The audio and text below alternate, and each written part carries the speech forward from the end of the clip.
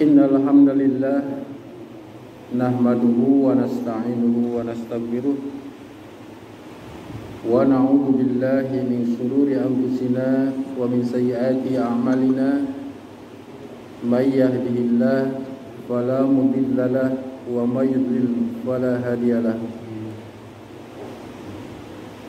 Asyhadu an la ilaha illallah wahdahu la syarika lah wa asyhadu anna Muhammadan abduhu wa rasuluhu alladzi la nabiyya wa la rasula ba'dah. Allahumma shalli ala Muhammad wa ala alihi wa ashabihi wa mawala. Dulu agak diangat ya.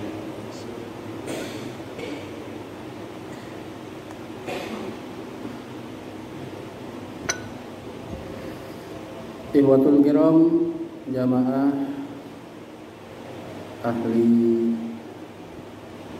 Quran, ahlul ilmi, kita langsung saja kepada pembahasan kita. Hadis nomor 82 dari bab Qada'il Adab, Qada'il Hajah.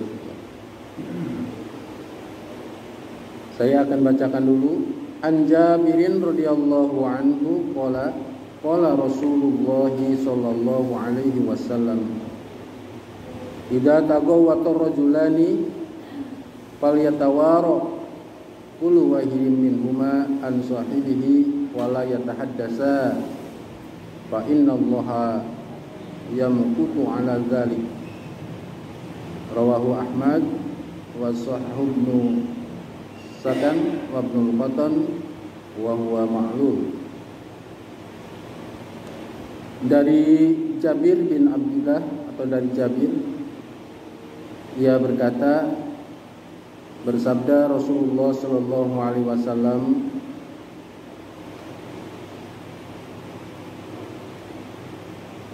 idza tagawwatar rajulani, jika dua orang buang hajat, buang air besar, fal yatawara kullu wahidin, janganlah saling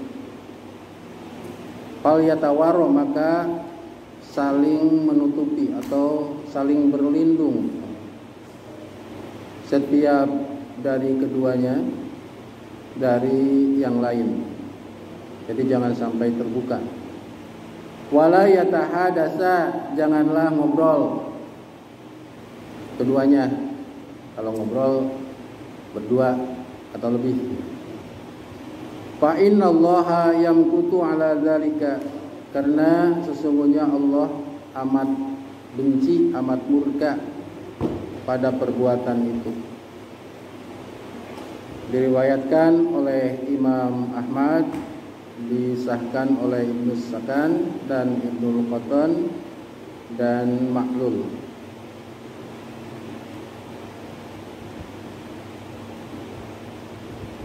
Tagawwatur rajulani kharaja liqada'il hajah, maksudnya adalah keluar untuk buang air besar, buang keperluan hajat di toilet, di WC, fil khala. Fal yatawaro, maka saling tutup, jangan terbuka di antara keduanya. Karena memang dulu itu ketika ketika buang hajat itu tidak seperti sekarang ada kamar-kamar WC gitu ya.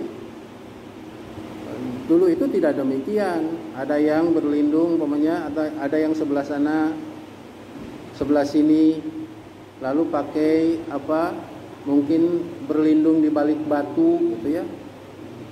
Bahkan katanya nih di Bangladesh itu kalau ada orang berjongkok kemudian orang tersebut tersenyum, itu menandakan bahwa orang tersebut sedang buang hajat.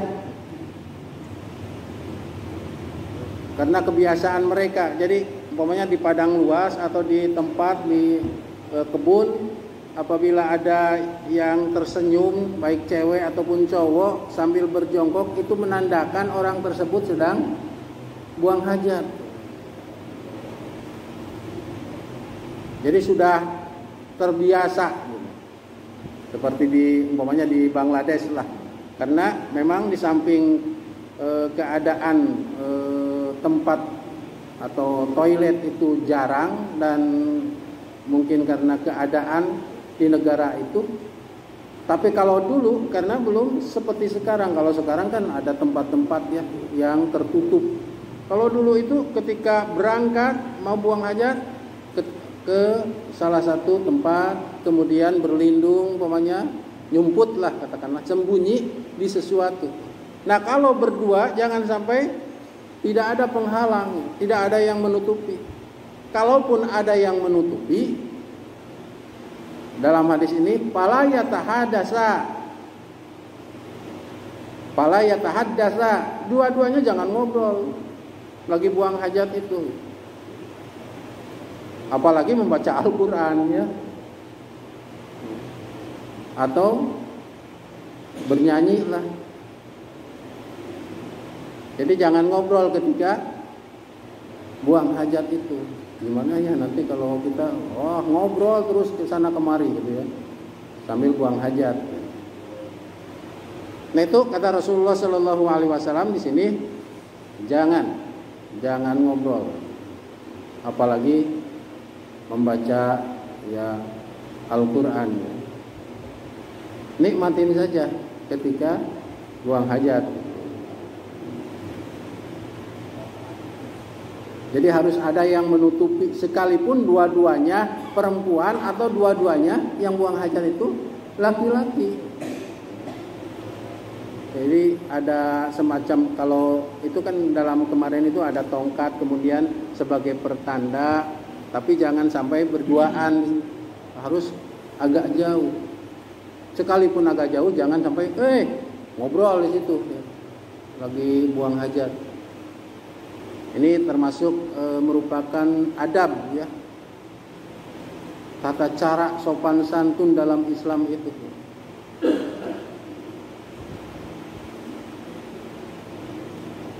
Hadis ini maklul ya. Qala Abu Dawud, tidak ada sanad illa Ikrimah bin Ammar al-Azali. Tapi waqad ihtaja bihi Muslim. Imam Muslim mengambil hujjah dengan hadis ini. Kalau dilihat dalam tarjamah Hasan, salah seorang putranya yakni Abdul Qadir Hasan menganggap bahwa sekalipun hadis ini maklul, tapi ada syawahid, ada penguat dengan hadis yang lain. Nanti kita akan buka lagi penguatnya, bahwa hadis ini bisa dilaksanakan. Maksudnya ketika kita sedang buang hajat, harus ada penutup antara satu dengan yang lain, jangan terbuka, berlindung masing-masing gitu, terutama auratnya. Kemudian jangan ngobrol ketika sedang buang hajat. Ya sekalipun umpamanya berlindung, apalagi sekarang umpamanya di petak-petak ya, di maksudnya ada penghalang dinding, tapi kadang-kadang atasnya terbuka. Ketika sedang buang hajat, di sana ngobrol, di sini ngobrol, saling ngobrol. Nah itu menurut hadis ini tidak diperkenankan, tidak boleh ngobrol ketika buang hajat, ketika kita ke khala atau ke WC. Ini merupakan salah satu bentuk dalam Islam itu bagaimana sampai masalah buang hajat saja ada adabnya, ada tata caranya. Sehingga oleh hadis ini atau dalam hadis ini kita bisa mengambil pemahaman bahwa wajibnya ada sutrah atau bisa menutupi ya, aurah ya, bisa menutupi aurat masing-masing, sekalipun sesama jenis ya, antara laki-laki dengan laki-laki, tapi harus ada penghalang yang menutupi. Kemudian karahiyatul kalam waktul qada'il hajjah. Jadi sangat dibenci. Berbicara, ngobrol ketika kita buang hajat. Kenapa? Li'anna dzalika sabul li suhtillah. Karena itu merupakan penyebab dibencinya, dimurkanya oleh Allah Subhanahu wa taala. Walihada tarkun Nabi sallallahu alaihi wasallam raddas salam atau raddus salam. Oleh karena itu dalam beberapa hadis Rasulullah sallallahu alaihi wasallam ketika buang hajat raddus salam, menolak atau tidak menjawab salam. Menjawab salam saja bukan ayat Al-Qur'an ya. Assalamualaikum. Rasulullah tidak menjawab, apalagi membaca Al-Quran. Jadi sangat dimurkai, sangat benci ya Allah Subhanahu wa taala. Orang yang ngobrol, apalagi terbuka antara dua orang, apalagi beda jenis ya. Itu merupakan salah satu adab qada'il hajjah, tata cara buang air, baik itu buang air besar maupun kecil. Hadis yang kedua, An Abi Qatadah radhiyallahu anhu qala qala Rasulullah sallallahu alaihi wasallam la yamassanna ahadukum daqarahu bi yaminihi wa huwa yaqul wa la yatamassah minal khala bi yaminihi wa la yatanaffasu fil ina, muttafaqun alaih wal lafzu li muslimin.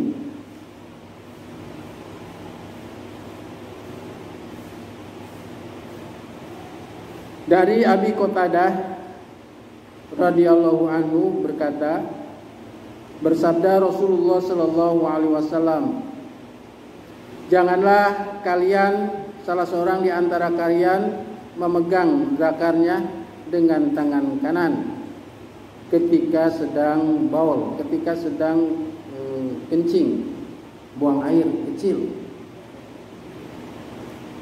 Wala yatamassah, janganlah wala yatamassah minal khala, maksudnya janganlah cebok biyaminihi, dengan tangan kanannya. Ada 3 ya larangan. Pertama, jangan memegang zakar kemaluan dengan tangan kanan waktu kencing. Jangan cebok dengan tangan kanan. Wala yatanaffasu fil ina, jangan bernapas dalam bejana, wadah. Jadi ketika minum ini jangan sampai bernapas di sini. Hebatnya Islam itu sampai begitu ya, memperhatikan. Ini kan ina itu wadah. Jangan sampai bernapas di situ. Kan biasanya kalau umpamanya segini minumnya, itu sambil bernapas. Nah, itu membuat nanti khawatir nanti orang lain meminum juga gitu ya. Ini ada, nah ini kesehatan gitu. Apalagi seperti kondisi sekarang pandemi. Napas saja tidak boleh ke ina, apalagi niup-niup ke orang lain.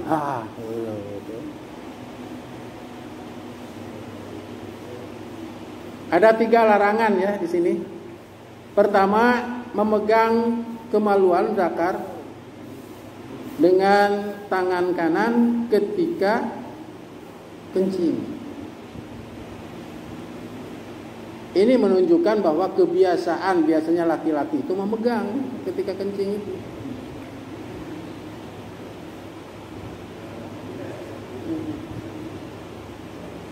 Kalaupun dipegang jangan oleh tangan kanan. Ketika baul ya, ketika buang air kecil, baul. Wala yatamassah minal hola, jangan cebok, maksudnya begitulah. Membersihkan dari hola ya, dari ketika buang air besar gitu. Yatamassah itu artinya mengusap kotoran ketika sudah minal hola, ketika sudah berak gitu. Maksudnya cebok lah kalau arti pendeknya. Wala yatamassah minal hola, janganlah bercebok biyaminihi dengan tangan kanan. Kan ada kesesuaian ketika makan dengan tangan kanan ya, dan ada larangan makan dengan tangan kiri. Ada larangan cebok dengan tangan kanan, berarti tangan kiri. Itu kan ada sesuaian ya. Kalau makan dengan tangan kanan, kalau cebok tangan kiri, jangan kebalik. Atau cebok dengan tangan kanan, makan dengan tangan kanan. Sama-sama gitu ya. Apalagi makan dengan tangan kanan atau sebaliknya, makan dengan tangan kiri, cebok dengan tangan kiri. Yang ceboknya dengan tangan kiri ya betul, tapi makannya dengan tangan kiri, ini salah. Seharusnya makan dengan tangan kanan, cebok dengan tangan kiri. Bagaimana Islam itu memperhatikan kesehatan, tidak jorok lah. Sampai diperhatikan masalah ya, tata cara membersihkan itu ketika kita buang hajat.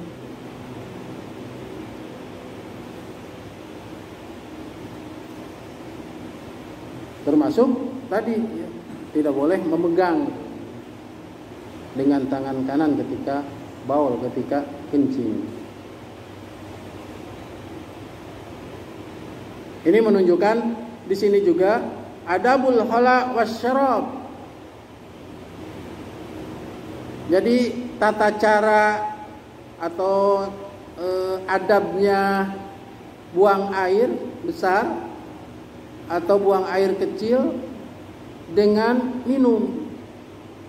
Maksudnya minum di sini kan ada itu walaya tamassas, ya tanafas fil ina, jangan kamu bernapas ketika di bejana. Itu merupakan salah satu adab diantaranya syarab, masalah minum. Jangan sampai minum itu sambil bernapas di sini gitu. Atau bernapas dulu di sini padahal ini sudah kena.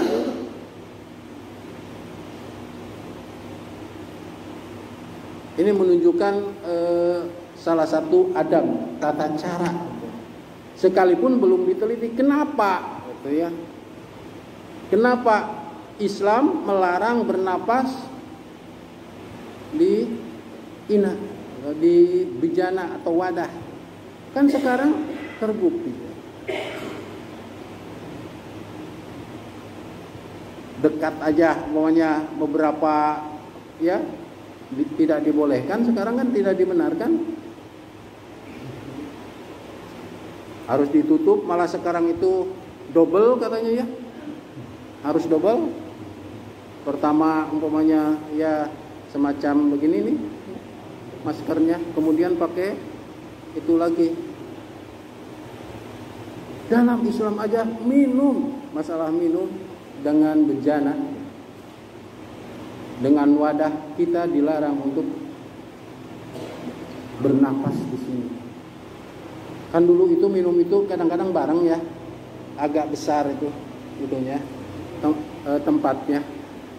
Ketika makan bareng itu, makan, minumnya juga wadah gede. Jadi tidak seperti sekarang seorang satu gitu ya. Seorang satu gitu. Dulu itu ada wadah gede agak besar. Jadi ketika itu minum, yang lain minum. Nah, ketika minum itu jangan di bejana itu, di wadah itu. Itu tidak boleh dalam Islam itu. Sekalipun ya secara medis mungkin ya bisa dipahami. Seperti halnya ya dalam Islam, kenapa Rasulullah Shallallahu Alaihi Wasallam ketika ada lalat ke sini nemplok ke minuman, langsung aja celupkan semuanya. Kalau mau diminum ya, kalau mau diminum, kalau mau dibuang nggak usah. Ada nemplok di sini, mau kebetulan hanya segini-gininya ya air kopinya, atau celupin aja. Khawatir yang nemplok itu, yang kena itu adalah racunnya. Kita kan tidak tahu mana yang nempel di sini, racunnya atau penawarnya. Karena kata Rasulullah, fa inna fi janahaihi da'an.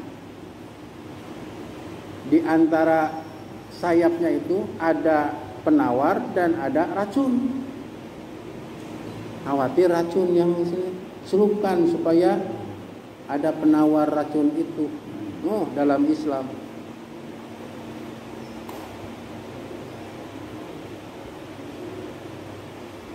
Termasuk masalah bernafas. Hebat sekali ini dalam Islam. Sekalipun la yamassu naha lil karahah. Jangan memegang itu maksudnya karena kalau bahasa kita makruh, tidak disukai. Bahwa irsyad ini semacam apa ya? Penghormatan semacam untuk menjaga tangan kanan kita ya. Wa tanbih, peringatan. Ya tamasah atamsu fil asli imrol yadal, maksudnya mengusap-ngusap tapi berulang-ulang gitu, maksudnya cebok lah gitu, minal hola itu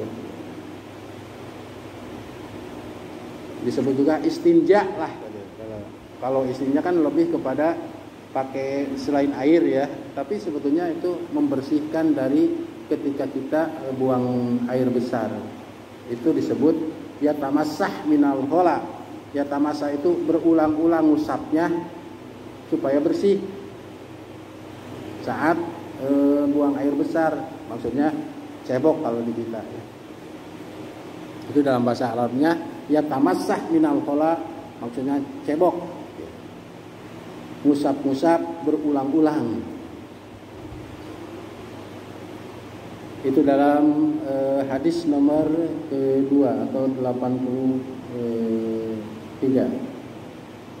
Satu lagi ya, sebelum ada mungkin pertanyaan, baru 30 menit. Kemudian An Salman radhiyallahu anhu qala laqad nahana Rasulullah sallallahu alaihi wasallam an nastaqbilal qiblata bighaitin aw bolin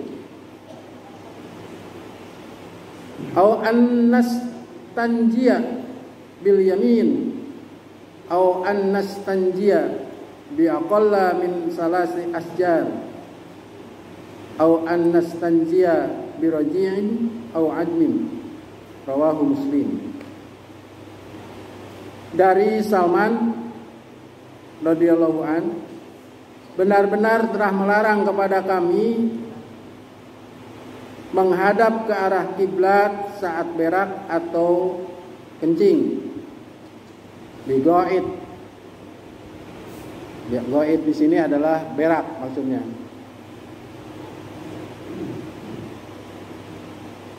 Atau istinja, membersihkan dengan tangan kanan. Istinja ini maksudnya ya tadi cebok ya. Atau istinja membersihkan kurang dari 3 batu. Nah, kalau tidak ada air kan dengan batu ya. Nah, jangan sampai kurang dari 3 batu. Dengan batu ya, dengan batu. Bagaimana kalau batunya besar? Apakah cukup dengan yang besar? Ya susah tuh angkatnya juga ya. Batu besar itu bagaimana, kan suka ada pertanyaan begitu ya. Dan bagaimana kalau batunya besar? Ya kalau bisa diangkat silakan. dibolak-balik batunya. Sebelah sini diangkat gitu. Kemudian istinja juga tidak biroji dengan dilarang ya, dengan kotoran binatang yang sudah kering, kotoran unta. Kan di Arab kalau kotoran itu karena ada terik matahari itu kering kayak batu. Nah, tidak boleh. Atau tulang untuk membersihkan bekas baul kita ya, dengan tulang digesek-gesek. Nah, dengan tulang atau kotoran binatang tidak boleh. Tapi jangan tanya bagaimana dengan kotoran manusia. Kan yang disebut binatang apalagi kita kan buang air, buang air besar, kemudian dengan kotoran manusia lagi membersihnya, jelas tidak boleh. Kadang-kadang suka ada yang begitu ya. Kan yang dilarang itu, nah itu. Dengan kotoran binatang saja tidak boleh, apalagi dengan kotoran manusia. Jadi ada larangan pertama adalah menghadap ke arah kiblat saat berak ataupun kencing. Oh, ini ada terlewat kalau di sini satu hadis. Wali sab'ati an Abi Ayyub Al-Ansari radhiyallahu anhu, dan dari yang 7 tapi bukan dari Salman, dari Abi Ayyub Al-Ansar. Wala tastaqbilul qiblata bighaitin aw baulin, jangan menghadap ke arah kiblat saat berak atau kencing. Walakin sarraku au qarrabu, akan tetapi ke arah, kalau di sini sarraku itu ke arah timur atau ke arah barat. Nah, bagaimana di sini? Kalau ini kan ke arah barat ya. Itu kan timur. Nah, ini harus dilihat dari sisi tempat Rasulullah Shallallahu Alaihi Wasallam ketika beliau bersabda, arah kiblat itu bisa membelakangi selatan atau menghadap selatan. Itu kan kiblat itu bukan di barat. Kalau di Masjidil Haram di tengah gitu. Sehingga semua tertuju ke sini, ke tengah, ke arah Ka'bah itu. Jadi jangan disamakan gitu. Makanya Hasan mengartikan walakin sarraku au gharabu, akan tetapi ke arah kiri atau ke arah kanan menghadapnya. Jadi ketika kan gini, saya membelakangi kiblat, tidak boleh kan? Atau menghadap kiblat. Kata Hasan, sarraku au gharabu, akan tetapi kita menghadap ke sana, ke arah kiri atau ke sana. Ini arti dari Hasan ketika mengartikan sarraku au gharabu. Karena ketika kita menghadap ke arah membelakangi kiblat atau menghadap kiblat, maka bisa dipastikan yang boleh itu ke arah kanan atau ke arah kiri menghadapnya.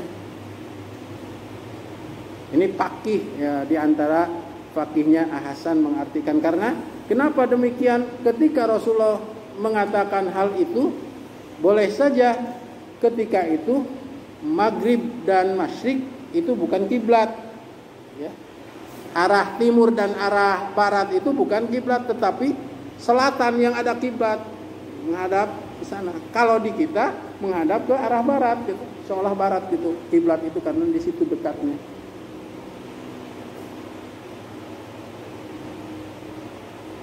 Nah, ini juga merupakan salah satu adab ya, ketika menghadap kiblat dilarang atau membelakangi.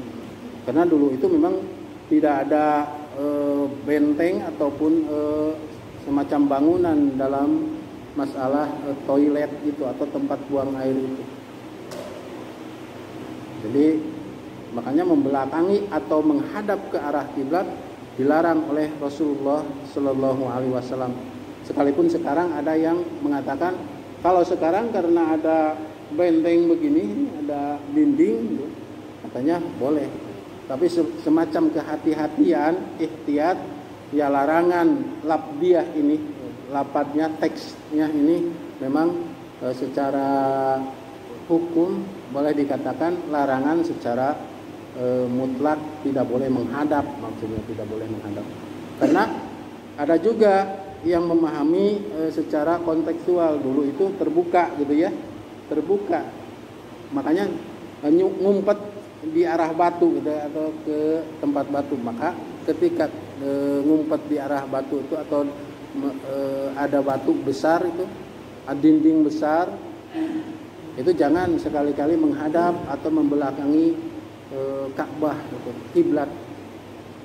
Wajar ya, itu ikraman, sebagai bentuk penghormatan ya, ke arah kiblat itu.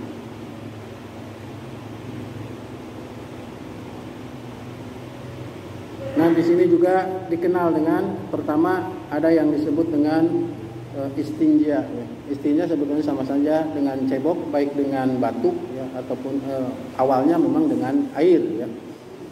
Kemudian ketika tidak ada air atau tidak ada ya alat untuk membersihkan, ya, tentu saja air di sini awalnya, sebagaimana wudhu dengan air, maka di antaranya dicontohkan dengan batu. Cuma ada larangan istinja itu dengan kotoran binatang, tentu biasanya ya yang sudah kering ya, masa umpamanya yang masih lembek itu pakai apa? Pakai istinja atau pakai membersihkan, tentu tambah kotor gitu ya. Ada umpamanya, wah ini karena umpamanya belum tahu ada larangan dengan kotoran binatang, ada kotoran ayam gede tapi masih ya, basah, pakai istinja ya, buat membersihkan, nah itu tambah kotor. Sekalipun demikian, jika sudah kering juga ternyata ada larangan di sini dengan kotoran. Maksudnya selain kotoran binatang dan juga tulang, maka besar kemungkinan saya boleh dengan tisu ya, dengan tisu atau dengan daun-daunan gitu ya. Kalau di Indonesia kan banyak daun yang gede-gede, banyak daun. Kalau di Arab kan harus manjat umumnya, manjatnya saja susah. Kalau di Indonesia ya memang di bawah aja banyak daun-daunan gitu. Nah, bagaimana kalau ada air tapi kotor? Nah, tapi ada batu, mana yang didahulukan? Ya karena membersihkan maka harus bersih. Dengan air maunya kali apa nih? Kali Anyar. Yang di situ. Kan airnya kotor. Bagaimana itu? Bukan tambah bersih, tapi ikut kotor. Disinilah pertama, menghadap ke arah kiblat tidak dibenarkan atau membelakangi. Kemudian cebok dengan tangan yang kanan, sama dengan hadis yang pertama tadi. Kemudian kurang dari 3 batu ketika kita istinja, membersihkan dari baul atau dari buang air besar, atau istinja kita dilarang dengan kotoran binatang atau dengan tulang, baik itu tulang binatang atau tulang yang manusia apalagi ya. Pokoknya kerangka ada, wah dengan kerangka aja, nah itu tulang maksudnya, tidak kerangka manusia. Karena nemu buat istinja saja, buat membersihkan ketika kita buang air besar atau kecil, nah itu dilarang menurut hadis yang diriwayatkan oleh Imam Muslim. Juga Rasulullah SAW dalam hadis yang lain dari Abi Ayyub ketika menjelaskan tentang menghadap ke arah kiblat, atau kalau di sini kan menghadap saja ya, kalau dari Abi Ayub wala tastaqbilu, janganlah kamu menghadap ke arah kiblat. Kalau yang tadi kan bisa menghadap, bisa membelakangi, yang yang di hadis itu ya. Tapi kalau di sini walakin saroku, ada penjelasan au garabu, akan tetapi ke arah barat, ke arah timur atau ke arah barat. Maksudnya kalau ahasan ke arah kanan, ke arah kiri ya, menghadapnya. Jangan menghadap ke depan waktu itu.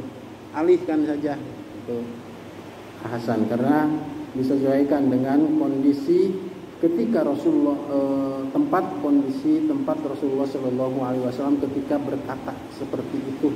Karena posisi Madinah menghadap ke arah kiblatnya itu posisinya tidak seperti Indonesia menghadap ke arah kiblat. Kalau Indonesia kan ke barat. Ikhwatul iman rahimakumullah, itu saja barangkali yang bisa saya sampaikan. Kalau ada pertanyaan, ada